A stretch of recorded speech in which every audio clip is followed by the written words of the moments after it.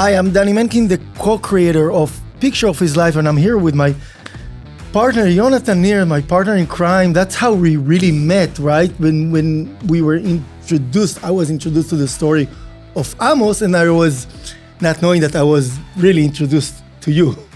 Yeah, first time I met you was, I think, 2008, I think it was, or 7. I heard about 39 Pounds of Love, and I watched the film. I said, wow, I want to be a friend of this guy and to learn filmmaking from him. I was still a student in filmmaking school, but I was already Amos Nahum's assistant for a while. I worked before my filmmaking career as a photojournalist, so an underwater photographer, so I worked with him a bit, and I knew his story. And then someone introduced us when we wanted to make a film about Amos Nahum and his journeys to take pictures of all these incredible animals, and especially the polar bear, which he wanted to swim with and to dive with and to photograph from up close. And we tried to raise money for it, and we realized it's too complicated. And then you said, maybe we should make another film about the relationship between man and nature. And then we came up with Dolphin Boy. But yeah, Amos was the person that actually connected us, which is really amazing. And it took us from 2008 that we met and until 2019 when we actually completed Picture of His Life. And it took a long time. Yeah. So a long time. And I think also Dolphin Boy in many ways helped us understand and relate to the fact that it is a story of healing from a trauma. We didn't know maybe what would be the nugget, but in many ways it was a feeling that Dolphin Boy is the inspiration for Amos. Yeah. So it worked for the best that we did that before. And it took us a long time to get Amos to talk about the trauma. We knew that only when we will be in the Arctic, which was pretty crazy to begin with, to get there. And I always say, like, what is it, 5 connections flights, and then another? It was nine flights for me. For you? For me. Yeah. It was 4 days of flying until we got to the place that we called the Bear Island, which is 500 or 450 kilometers from the nearest human being. And the last plane was something that was a flight that we had to buy, to of course, hire. To hire. And we hired, It was a really crazy endeavor. We started it with a dream of Amos. Amos wanted to dive with a polar bear. Amos Nahum is one of the greatest photographers of all time. And he always wants to swim up close with his subjects, with the objects, that he takes pictures of. So he's always, or maybe subject. He always swimming very close to the subject of his picture. So he likes to be close to anacondas and to orcas and to face to face with great white sharks, all the big animals. And he had one animal that he wanted to photograph from up close, which is a polar bear. And he came to me with this idea back in 2009, I think, when we only started to work on Dolphin Boy. And in 2010, I started to photograph for Picture of His Life. And then, I told you maybe you should be part of it as well, because it takes so many years and I have no idea how to raise the funding to go to the Canadian high Arctic with 2 tons of equipment to fly it somewhere and to photograph a polar bear under the water, which is something that until that day 4 people have done in the history of mankind. Just to get a perspective, there were 12 people that walked on the moon and 4 people underwater with polar bears. So there was no knowledge of how to do it. And we had to first of all get in contact with Adam Ravitch. Adam Ravitch is one of the best Arctic cinematographers of all times. He worked with Disney, with IMAX, with whomever, and he knew how to get into the water with the polar bear. We had no idea. No, we couldn't do it without Adam. And he's in the movie. He's amazing. And Adam basically got us in touch with all the, Inuit people that we worked with. In the beginning, we wanted to work with a specific family. But I don't know if you remember, 2 weeks before we flew there, we had to change the location and to completely change the characters of the film. We thought it's going to be one Inuit family, but we had to go to another place and to work with another Inuit family, with the Kalujak family. Mm-hmm. There were so many uncertainties. I don't think that ever in my life I was in such big uncertainty. We had no idea if we'll see the bears, which bears we'll see, will we be able to get into the water with them? And why do you think we couldn't open up Amos until we were there in the Arctic, in the element? I think it's very simple. It's when you want to change, you have to get out of your comfort zone.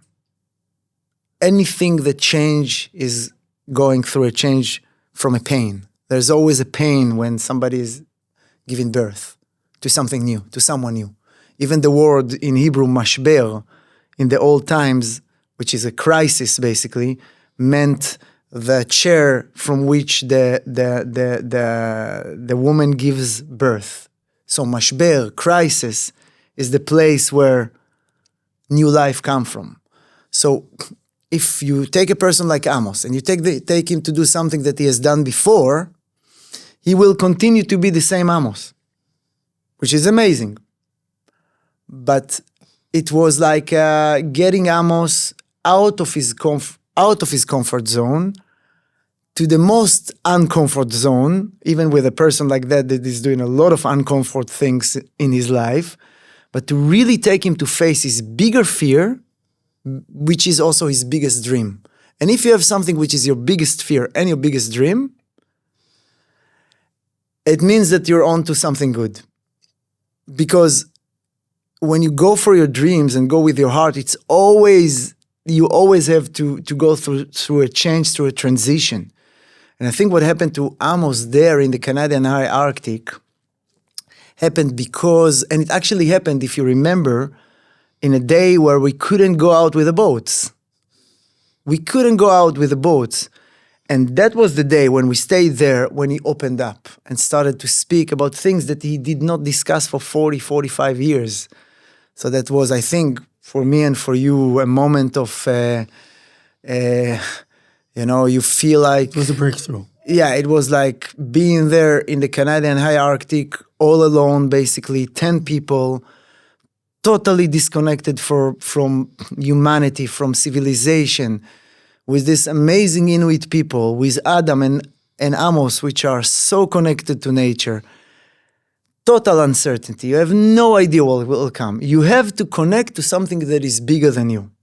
And this is where magic happens, when you get connected to inspiration, to something that is bigger than you, not to your traumatic past, not to something that keep you what you were before. And I think that was the reason why it only happened to Amos when we took him to the Canadian High Arctic to face this uncertainty, to face this challenge, and only then he opened up. It was interesting because when we had to take that last plane that we had to, really, it was a private plane. It sounds crazy. We had to have a private plane to take us to a bear land, and that's their home, not our home. Not to go into too much details, but we slept in a small tent. Yonatan here, Amos here, Adam Ravitch here. It was so cold, we had to cuddle sometimes at night. There were almost no nights. Not to go to too many details, but when I had to go to the bathroom, there was no bathroom. And you have to go with a rifle. And many times with you, which is, Yeah. when I had to go to number 2, you have to go. So it's a little bit, too much details, but This is what happened on the behind the scene of this crazy adventure. And it's a day after day after day, and nothing happens. And the one person that is leading us and saying, "Don't worry, universe, Mother Nature will provide," is Amos. Yeah, Amos is a master of hope. He's a master of imagination. Also, he knows. He was speaking about this polar bear and a mother and two calves on the second or third day before we shot it. He had it in his imagination. He was speaking about it verbally, about his dream. He had a feeling that we will shoot a mother and two calves. And in the end, it happened. And this whole adventure was to go to the complete unknown. To the complete unknown. For us, for me, it was like I have to release everything. It's not mine. It's not in my hands. It's not in Dani's hands. It's not in our script. We have imagination, we have hope, and we have to continue to stick to this hope that Mother Nature will provide. And in the end, it always provides. I remember the moments that he's underwater and he said it's mother and two cubs. So we know it's like mother and two cubs. And all I hope for, and I think you were filming in one boat, I was filming in another boat, and we're like trying to find the angle, and nothing happens, and that's quiet. And I'm just telling myself, I just don't want to see blood. I had the same feeling. I just don't want to see blood. It was. I want to see them out. It's important to understand that a polar bear is an animal that can reach 750 kilos, and it can swim 15 kilometers per hour, which is faster than Michael Phelps. So it's impossible to escape if it decided to reach you. And what Adam and Amos did was to work together and create a situation where the mother feels very peaceful with its two calves to really swim above them. And the fact that we had two cinematographers under the water, photographer and cinematographer, was actually the reason why the mother did not swim towards one of them, try to chase them or to scare them, because it always stays with the calves. We did have one polar bear on one of the first days, which was a male, and you can see it in the film. And Amos debated if he should go into the water or not, but he decided to go into the water because we were a bit stressed. It was already the second or the third day, and we had no bears, and then it was really scary. I have to say, I was filming it from the boat, and these two guys were in the water, and you could see that the bear is very aggressive, and he was swimming towards them. And then, as you said, you just see the water, and you just hope and pray that everybody will come out alive. I have to say, in all my films, I deal with a relationship between man and nature. But that was the most extreme one. So, we got in My Hero Brother, in Dolphin Boy, in I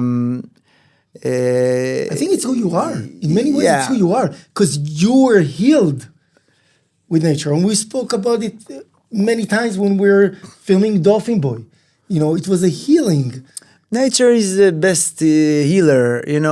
We all feel it when we go to nature and we look at the ocean, and you just from looking at the ocean, you can understand everything that you need to know about life, about uncertainty, about power, about being in the moment. And nature brings us, and especially nature in extreme places. When you go to extreme places, you are so small and unimportant. Your ego have to stay small, because if it becomes bigger, then you're gonna get kicked by nature, especially in these kind of places. You have to be very, very, very, very humble, thankful and grateful for wherever you're gonna get, and have faith. And in the end, it happened. We all saw it. It was a magic that we will always remember, because we had cameras there.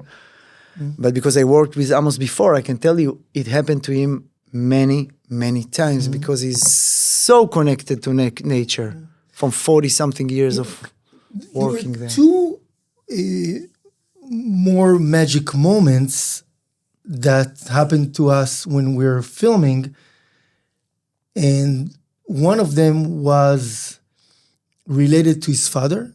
Yeah. That we're going, just before we go to the Arctic, we're going to the hospital, and we're far away, and then he's starting to... It was, as you said, it was before we flew to the Canadian Arctic. Yeah. And we had all the time, we had a dialogue between us. What is Amos' unfinished business? Okay, there is a term, unfinished business, that was quoted by Elizabeth Kubler-Ross, who was a great psychiatrist that investigated trauma and death, and she called it unfinished business. And we asked ourselves, what is Amos' unfinished business? He had two main ones. One is the unfinished business with the army, with post-traumatic experiences that he or symptoms that he carries from the military service and what Yom Kippur War and what he had to go through. And the second unfinished business, or maybe the first unfinished business, was with his father. Yeah. And we realized that his father was also suffering from post-trauma from the Independence War of 1948. So it's a post-traumatic from father to son. And his behavior towards Amos was tough when he was a child. Yeah. And we knew all that, and we were thinking, how do we make the closure? Now, Amos and his father didn't have the best relationship, and it was very hard to create a closure between them. So what happened in this film, and that's actually the only film that it happened to me, is that we created the closure through the camera.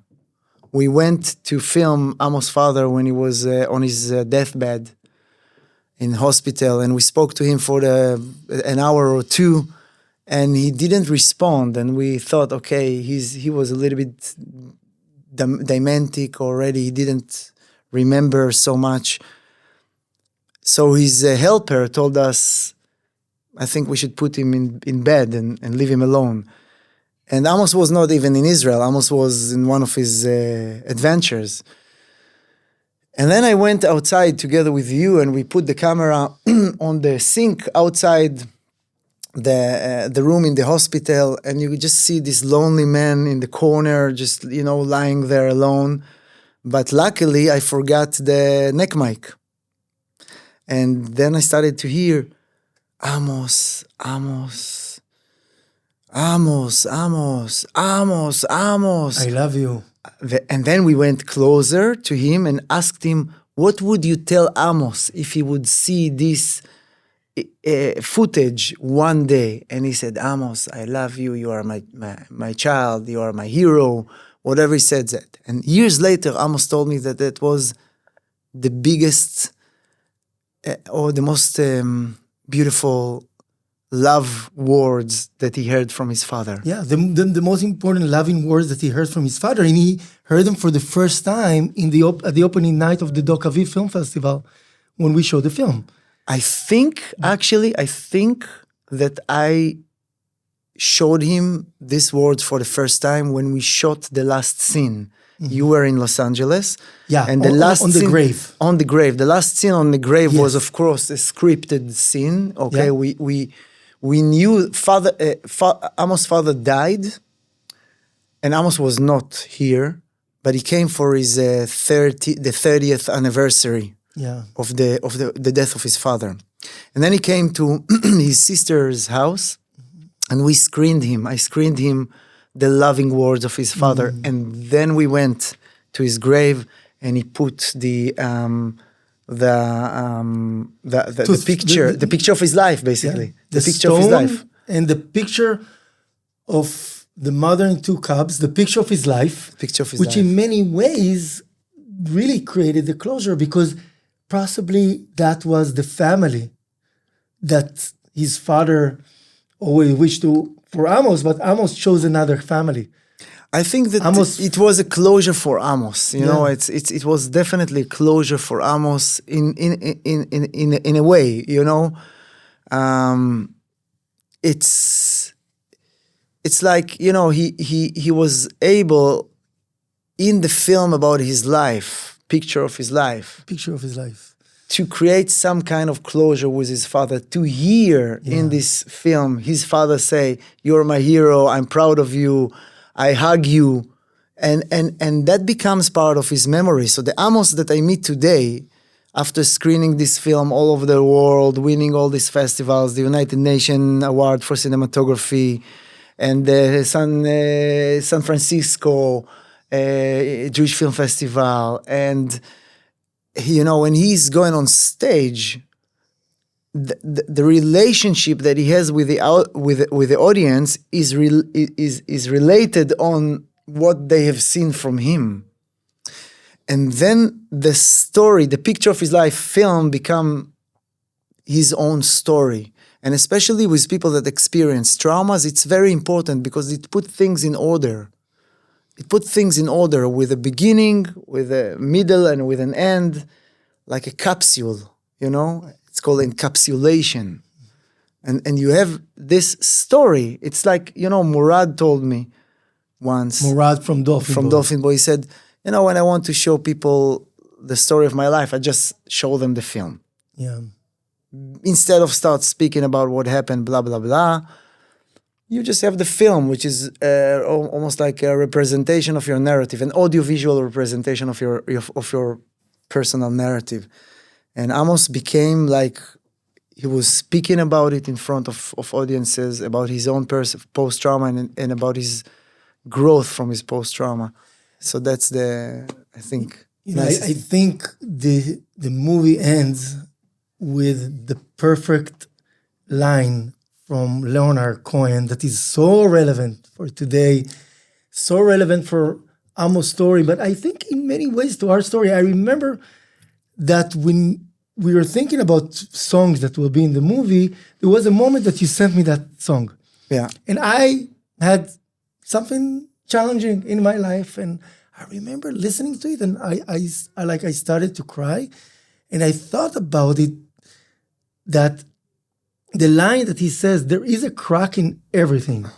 That's how the light gets in," is exactly what I think is the message that we wanted to bring with this movie, and it's greater than even this story. And I think it's probably the most expensive song we have ever had in any of our films together or alone.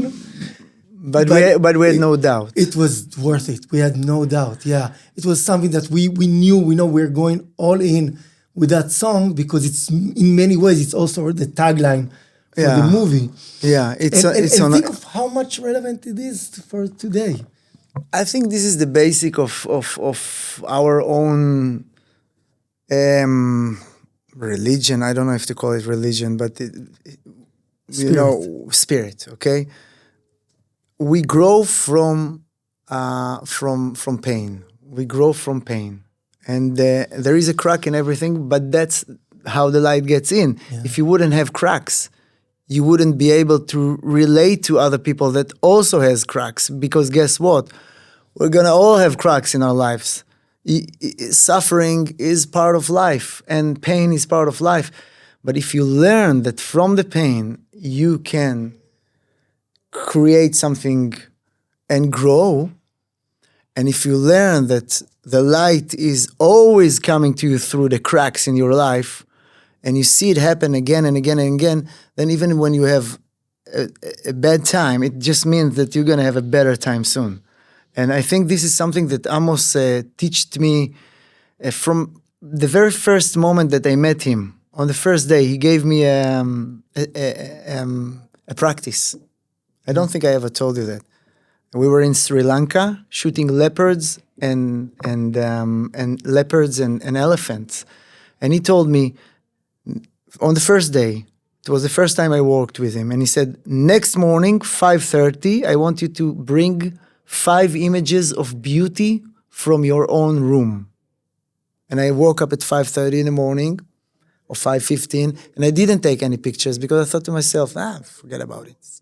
I'll take beautiful pictures of animals. But then Amos told me in the evening, come tomorrow with 5 images of beauty from your own room. So the next morning I came with 5 images of beauty, but I took it from the room outside, from the balcony. And he said, no. You have to find 5 images of beauty from your own room, from inside. You have to find the beauty inside the room. And it took me a lot of time to understand that what he meant is that we can practice our ability to see beauty and to see goodness and to see compassion and to see the light basically in a better way. We have the ability to train the eye to do it. And we have the ability as filmmakers also to mix together the sound and create a beautiful audiovisual narrative that is healing, that is changing something for positive. This is the basic of docutherapy, which is something that, we mentioned in the past, and this is something that we all do in our films. We try to make the world a better place using the audiovisual tools, the cameras and the screens, which we all use today. And just like the camera, we can put a filter of compassion on this prisma. We can decide to look on the story of Amos in this way or from this way, from this perspective of this perspective. We could tell it in a different way, but we chose to tell it in this way. And of course, it takes a long time, editing, years and years and years. But in the end, I think that we both are very happy with the results. Absolutely. And you know what? It's like you said perfectly that we could have chose so many avenues with this story. But once we found that it's another healing story from a trauma, from the war, from his father, and that there is a crack in everything. That's how the light gets in. Something that, when we do have other challenges in life, we could take it with us. And you wouldn't have a picture if you wouldn't have a crack. Basically, when you take a picture, what you do is you open and you close the eyelid or the aperture, And you need the light not the to get aperture, how do you call it? You need the light to get in. At the end and you need to let the light get in order to get this image. Yeah. And there is no way to grow if we don't go through pain. Yeah. And I think what's beautiful about Amos' story that he took this pain and transformed it into something beautiful that inspire other people. There is a reason why Yonatan Nir was born in April 22nd. So whenever it is April 22nd, whenever you see this, just know to go to these, who knows how many thousands and hundreds and thousands of people that follow him on social media and just congratulate him on his birthday because is Mr. Earth Day. Yeah, it's not coincident. And then maybe it's not coincidence we share the number 22. and Judith, our partner on the first film, on Dolphin Boy, she also was born on 22nd of November. So we like the 22. So Yonatan, thank you so much for, going through this journey together. It was an amazing ride. We didn't even start talking about so many other things that happened, behind the scene and in going to Italy to do the sound mix and having so many funny moments with Amos and his father not understanding what is sushi. And I think what you don't see is that, with all the pain, we really had a lot of moments of laugh. And I think that's the important thing, because when you're making a documentary, you're going to a journey. Yeah. And in every journey, you have ups and downs, you have downhills and uphills. But when you are working together and you put aside the ego and you put aside the fear and the negative thinking, and you believe in what you do, you really believe in the essence of what you do, then it can be also fun. I will summarize it with one thing that Amos loves to say. There is one word that Amos believes it. Harmony. No, you need to do it like Amos. Harmony! I want harmony! Yes, that's Amos Nahum. Yeah, Amos Nahum is amazing. Go on his website just to see what he's doing. He's 75 years old today and still traveling Antarctica, Canadian Arctic, Africa. He's now in Africa, going to shoot the leopards in Mongolia. He's all over the place. And Amos, if you do see this, you inspired us. So thank you so much for inspiring us with your courage, Passion. and really, really pushing the envelope, going all the way. We would have never done this crazy thing without you. You know that the word courage, when it first entered the English language, it came from Latin. It comes from cur, C-U-R-R. It's from a TED Talk by Brené Brown. And cur is heart. So basically when they said courage in the beginning, what they meant is to tell your story from the heart. This is courage. Yeah. That was the true meaning of courage. And definitely what Amos did there was, for the first time of his life, to open up and tell his story.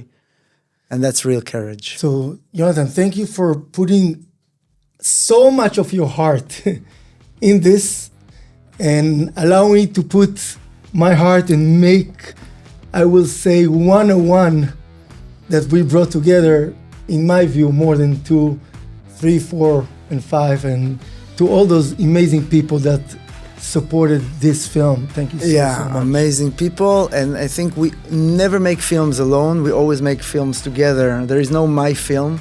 You need a pen to write a book, you need an army to make a movie. Exactly. Yalla.